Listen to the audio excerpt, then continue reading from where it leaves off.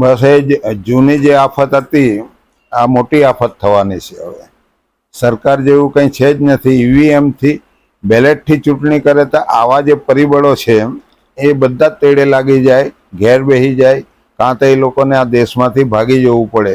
એ જાતનું રાજતંત્ર એ લોકોએ આ દેશ પર કર્યું છે. એ લોકો માફ કરી શકે એવું છે જ નથી. આ તો આ લોકોની મજબૂરી પેદા થયેલી છે. ભાજપની એનડીએના જે સાથી પક્ષ છે, જનતા દળ યુનાઇટેડ હોય કે ચંદ્રબાબુના ટીડીપી હોય, એ લોકોની મજબૂરી છે. કેમ કે આજે પ્રજામાં બીજા લોકો પ્રજા થકી જે ચૂંટાઈને આવ્યા હોય એવા લોકો સત્તામાં આવે તો સીધા જ આ લોકોને તે જેલમાં જવું પડે.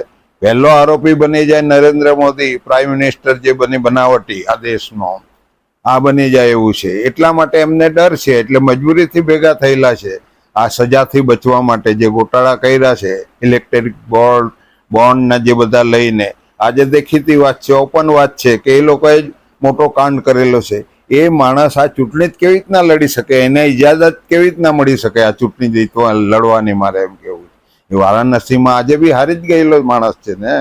પોલિંગ 1 વાગે બંધ કરી દીધું, બનાવટી મત નખાવ્યા, એને કેવી રીતના પ્રાઇમ મિનિસ્ટર બનાવી શકે? મારે એમ કેવું છે. આ લોકોએ નીતિશ કુમારના, ચંદ્રબાબુ નાયડુ ખરેખર આ દેશના હામી હોય તો આ સરકારને એ લોકોએ સપોર્ટ જ નહીં કરવો જોઈએ. હું માનું છું ત્યાં સુધી બિલકુલ નહીં કરવો જોઈએ. કેમ કે મુશ્કેલી ઊભી કરવાના જ છે આ લોકો આ દેશને. પણ લોકોએ જે પરિણામ આપ્યું છે, યુપીની પ્રજાને ધન્યવાદ આપવો પડે આપણે કે આ લોકોને આટલી 80 સીટો જે મળવાની હતી, એમની આશા હતી, એ કહેતા હતા કે 1 સીટ બીજા લોકોને નહીં મળે.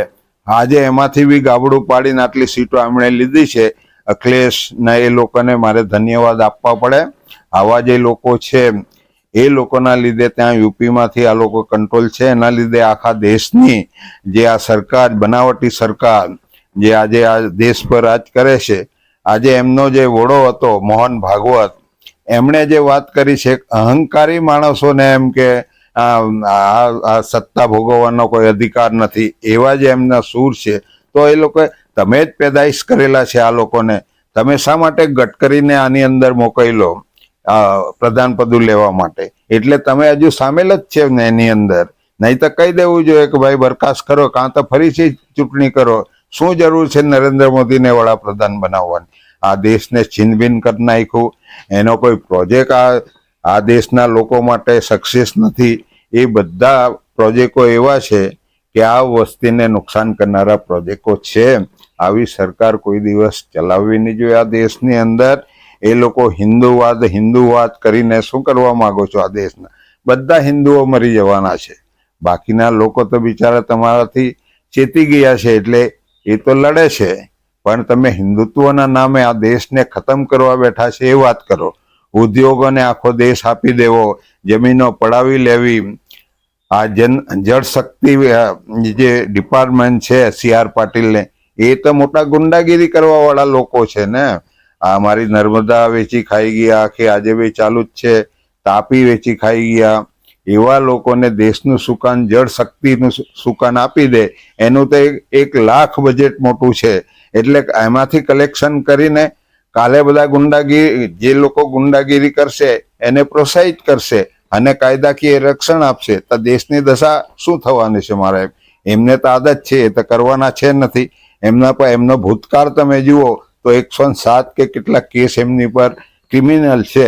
આવા માણસને દેશનું સુકાન સોંપી અને અમારો તારણહાર બતાવો તો લોકોને, આ પત્રકારોને બી શરમ લાગવી જોઈએ. મારે એમ કેવું છે. સામાન્ય આ પેપર વાળાને હું કહેવા માંગુ છું કે સામાન્ય માણસ ગુનેગાર નહીં હોય તો એને પેપરની અંદર આરોપી શબ્દ લખે ના. જે સ્વામી જે છે, સ્વામી, એને સ્વામી કોણ કહે? મારે એમ કેવું, આ છોકરી સાથે દુષ્કર્મ કરે, એ ત્યાંથી પલાયન થઈ જાય, એને પાછા પેપરવાળા એવું લખે કે સ્વામી લખે, એને આરોપી નહીં લખે. શું સાઠગાંઠ છે તમારે ભાઈ સ્વામી હાથે? પૈસા મળે છે તમને કે આવું છુપાવો છો ગુનેગારોને? લખવું જોઈએ આરોપી છે એવું. એટલે આવી સરકારો, આવા પરિબળો આ દેશના ગરીબ લોકોને કંઈ કામના છે જ નથી. એટલે આ સરકાર જેવું કંઈ છે નથી. આ નવી મોટી આફત આ ભારત દેશ પર આવીને ઊભી છે. એટલે હું બધાને વિનંતી કરવા માગું છું કે બેલેટનું ડિમાન્ડ કરો. નહીં તો આ ધીમે ધીમે બધા ભેગા થઈને રાહુલ ગાંધીના ખાતાની અંદર બી 4 લાખ એ લોકોએ જોડી આપ્યા, એટલે એ ભાઈ બી બંધ થઈ ગયા એવી એમની વાત કરવામાં. ઈવીએમ ખોટું છે એવું નથી કહેતા, નહીં તો આજે ચૂંટાયા, ઓછા મતથી ચૂંટાયા હોત ને નહીં ચૂંટાયા હોત તો કહેતે કે ભાઈ ઈવીએમમાં ખામી છે. કરવું જોઈએ ને, ભારત જોડો યાત્રા કરો, એના કરતા ઈવીએમ હટાવો યાત્રા કરતે તો આજે નકામા પરિબળો છે જે આજે દેશ પર જબરજસ્તી ચડી બેઠા છે, એવા લોકોનો કોઈ ક્લાસ નહીં આવતે. તો આ વાત કરવી જોઈએ આવા લોકોએ દેશને બચાવવા માટે. આ બનાવટી લોકો છે એટલે લોકોએ સજાગ થઈ જવાની જરૂર છે. બાકી એમના ભરોસે કોઈ જીવન જાય નહીં. મોંઘવારી ઓછી નથી થવાની, બેરોજગારી ઓછી નથી થવાની, વધારો થવાનો છે. કેમ કે એ બધા ઉહેડવા વાળા જ છે, ખાવા વાળા જ છે. અને આ ચૂંટણી પંચ એને ઇજાજત આપે ચૂંટણી લડવાની, તો એ બી બનાવટી લોકો છે ને. દેશને કોણ બચાવશે, મારે એમ કેવું છે. આવા પરિબળોથી ચેતવા માટે લોકોએ પોતે વધારે જાગૃત બનીને આનો વિરોધ કરવો પડશે. એટલી વાત હું કહેવા માંગુ છું.